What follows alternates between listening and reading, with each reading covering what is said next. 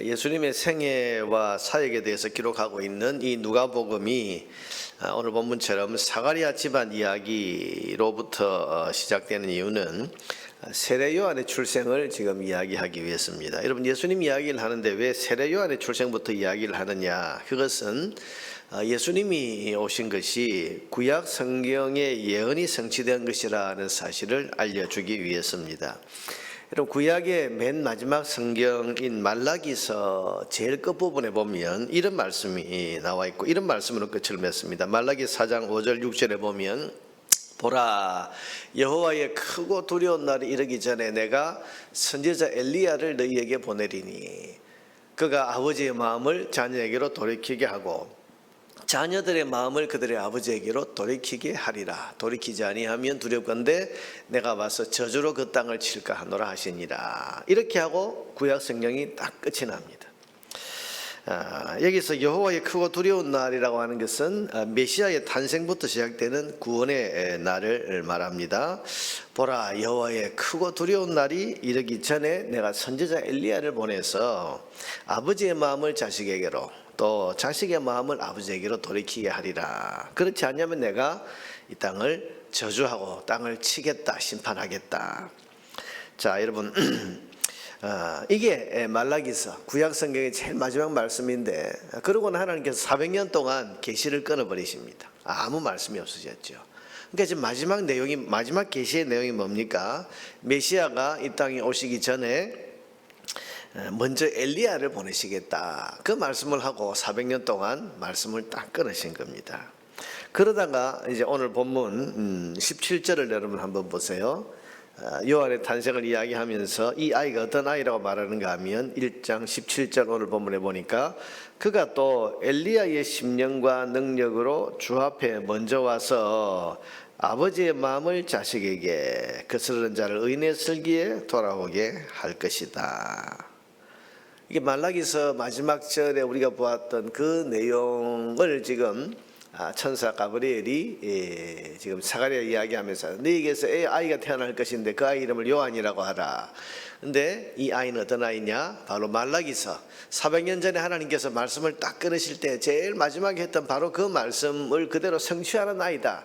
엘리야의 심령으로 이것이 이 땅에 와서 아버지의 마음을 자식에게, 자식의 마음을 아버지에게로 그렇게 돌아와서 주의 백성을 준비하는 그런 일을 하게 될 것이다. 그렇게 지금 말씀을 하고 있는 겁니다. 바로 이게 말라기서에 예언된 그 일을 하게 될 아이가 바로 이 아이다. 이게 무슨 이야기입니까? 그 뒤에 누가 오신다는 겁니까? 약속하신 메시아가 오신다. 이 이야기를 지금 하려고 하는 겁니다. 자, 여러분, 이렇게 예언된 이 엘리야, 다시 말하면 이 요한의 뒤를 이어서 예수님이 오셨다는 이야기가 이제 그 다음 장면에 이제 나오죠.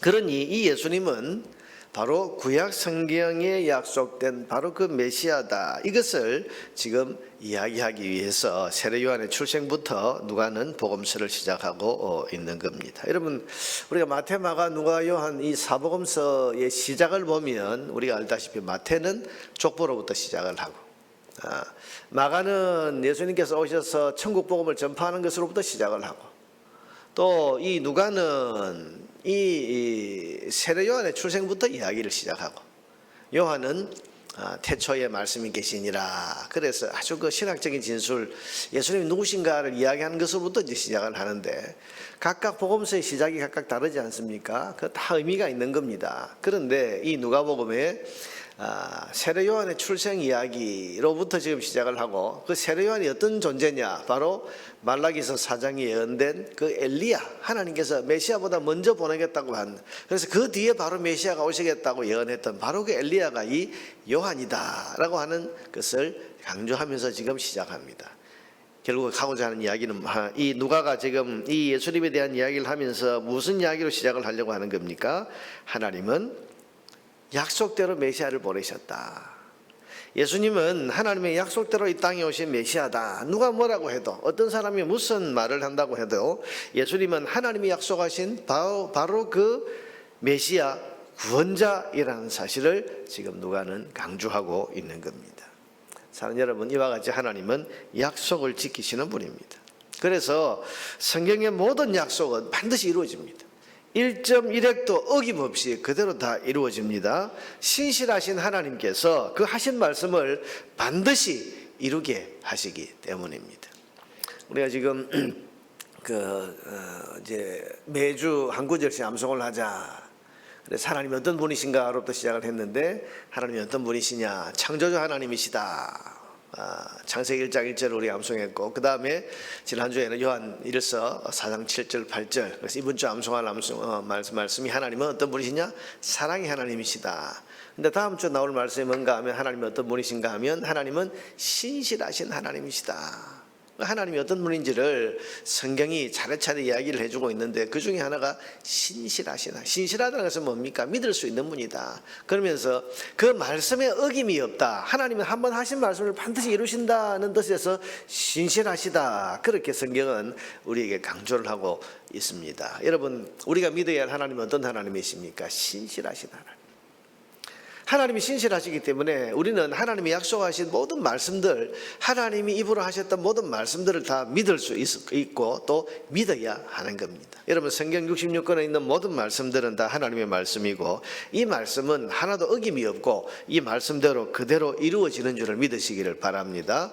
왜 그렇습니까? 신실하신 하나님이 말씀하시기 때문에 그래요.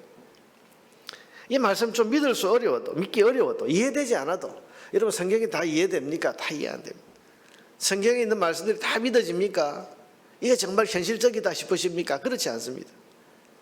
어떤 거는 너무 좀 믿기가 어려운 그런 내용들, 어떤 건 정말 이게 이게 너무 좀 이상적이다, 현실적이지 않다, 그런 말씀들이 많이 있습니다. 그런데 그럼에도 불구하고 우리가 이 말씀을 믿어야 되는 것은, 또 믿을 수 있는 것은 이것이 성경에 기록된 말씀이기 때문에, 또한 그 말씀을 하신 분이 하나님이시기 때문에 우리는 받아들이기 어려워도, 이해할 수 없어도 믿고 받아들이고 순종해야 하는 겁니다.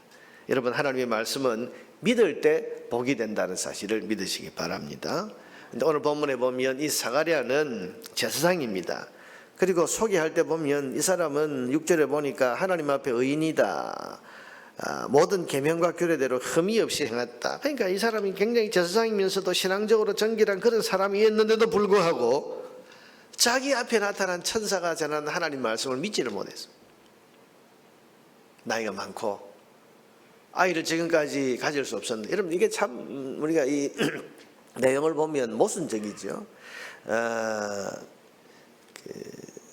너의 간구함이 들렸다. 13절에 보면 이 천사가 와서, 가브리엘 천사가 와서 하는 말이 너의 간구함이 들렸다. 그러니 너에게 아들이 있을 것이다. 자 보세요. 이 사람이 계명에 있어서 신실하고 제사장으로서 자기 직무를 신실하게 잘 수행하는 사람이고, 그러니까 이 집안에 여러분 아이가 없다는 것은, 보통 이 당시 사람들은 그 집안에 아이가 없다는 것은 하나님께 무슨 죄를 지어서 하나님의 그 저주를 받아서 아이가 없다, 자손이 없는 것이 큰 벌이라고 생각을 했던 그런 시대이기 때문에 다들 그렇게 생각했는데, 사실은 이 사가랴에 대한 소개를 보면, 그리고 엘리사벳에 대한 소개를 보면 이 사람들이 무슨 죄 때문에 또 하나님 앞에 무슨 벌 받아서 아이가 없는 게 아니라 그런 말이죠.